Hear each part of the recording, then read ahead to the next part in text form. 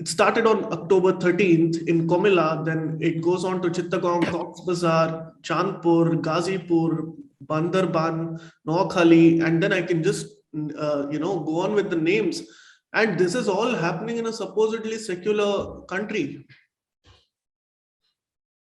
Sharon, first of all, it is not a secular country. It is declared Islamic country. Sheikh Hasina is very, very strong, and she's fighting the radicals and Islamist jihadis very hard. There is a huge lobby ready to take over Bangladesh, then lead to Afghanistan way. That is a kind of forces. If you remember, Ziaur Rahman, who started the atrocities after the 1971 war, and his wife, who was equally Islamist, they were defeated comprehensively by Sheikh Hasina. She created a relatively prosperous and peaceful society. And she is one of the rare ones who has put terrorists on the death block. But having said that, we must remember that in Bangladesh, Hindus were nearly 25 to 30% in 1947. Today, they are reduced to around 8%. We don't even know the correct figure. And there has been sustained persecution and atrocities on Hindus, Buddhists, all through these years. Some bit in between, but then it again begins. It began in 1946 during Direct Action Day. It continued during partition.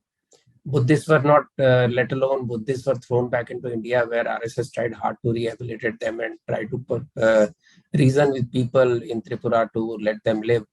And all these things happened. Then 71 war, 30 million Hindus lost their lives. Lakhs of women were raped.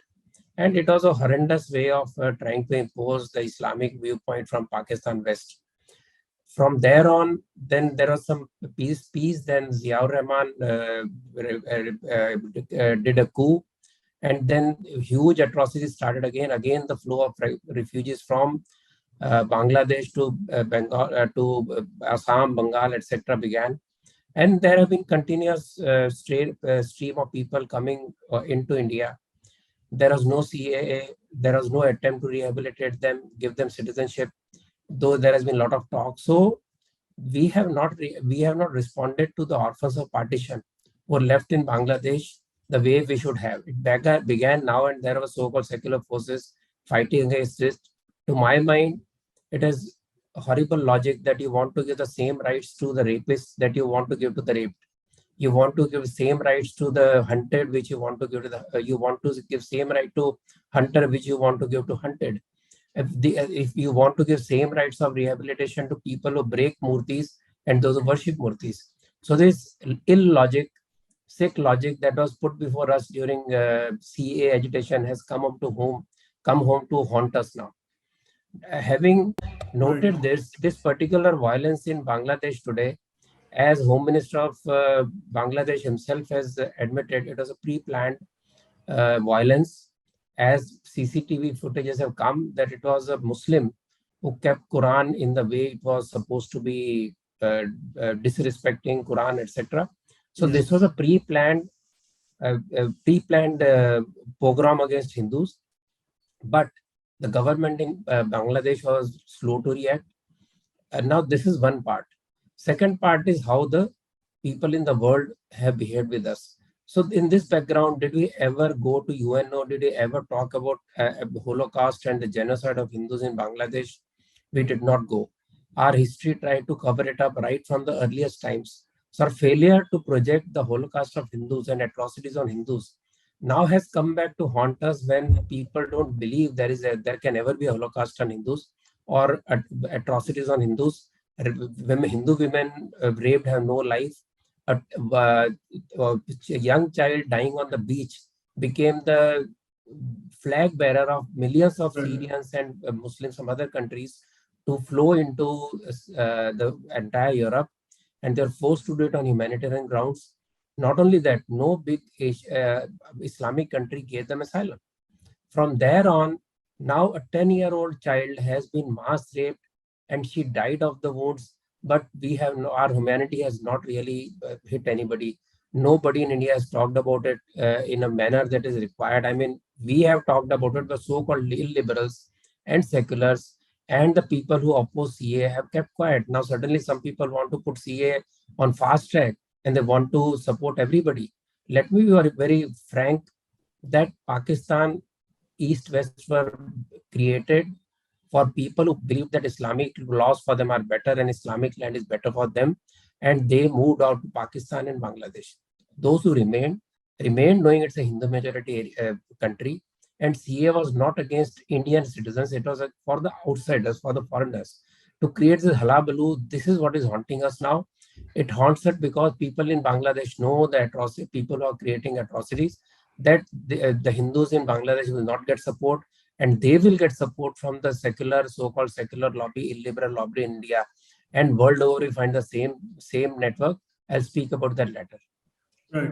It is indeed very distressing. And Dr. Sharda, you bring up a very important point. Of course, Hindus have been persecuted over several years and since 1947, like you rightly said. No, if we had talked, Sharon, if we had talked about atrocities, Holocaust of Hindus right from the invaders' times, it would have registered somewhere. Francois Gauthier creates a Hindu Holocaust Museum in Pune. He gets no support from our big CSR people, neither from the government. This shows our lack of interest and our kind of death wish of not projecting what is actually the true history. Right. You're right. And in that sense, how is this particular string of attacks any different from what has happened over the last 70 years is what I want to ask. Not at all. Nothing has changed. What happens with us, we Hindus go back to, we only talk of current history, we talk of current incidents. We refuse to join dots. We refuse to see the way women are raped even today. The same it happened in 14 centuries back. It has not changed. Still women remain Malik Animas, still they can be sold off, still they can be killed. They have second or third class citizens standing. And Dhimmi, the Kafirs. Now, for example, a friend of mine posted a tweet with, saying that for anybody, including the illiberals, you are a kafir because Islam says so. His tweet, he was banned. So this is the kind of misunderstanding we have. So unless we come to terms that, unless we stand up firmly against this kind of this kind of atrocities and this kind of violence in the name of religion, and then say no, there is no religion to it, and please don't condemn everybody. I would not condemn everybody. I am always saying that the good Muslims who are good despite having reading Quran or listening to those extremist Maulvis, they need support. They need to be assimilated in the society and given due place. And there are millions of Muslims who have fought for this country. They have done great service for the country. But the nature of this Islamist terror or Islamist view of the others, the non-believers, is we have to understand that. And unless that changes, we cannot say that something happened in Bangladesh. It happened in Kashmir. Did anybody speak up? It happened in Bengal just a couple of months back, still happening. Hundreds were killed, raped. Nobody spoke. So when we can't speak for our people within India, how can we think of speaking for our own people outside India, in Bangladesh or Pakistan? Pakistan is totally bereft of Hindu Sikhs. Afghanistan is bereft of Hindu Sikhs. Very few are left in Pakistan. And they want them to go to India. They very openly say. There is a statement, I don't know if it's true or not, Mrs. Ziaur said, that it is an Islamic country and those who want to serve peacefully can go to India. This is the nature, and Hindus have been very peaceful. Hindus have been very obedient. They are sitting in Bengal with their heads down in humility. Only now they have risen. And the biggest question that I have is, how long will Hindus escape from every land they are persecuted? Please remember to subscribe to us and switch on the notifications for this channel.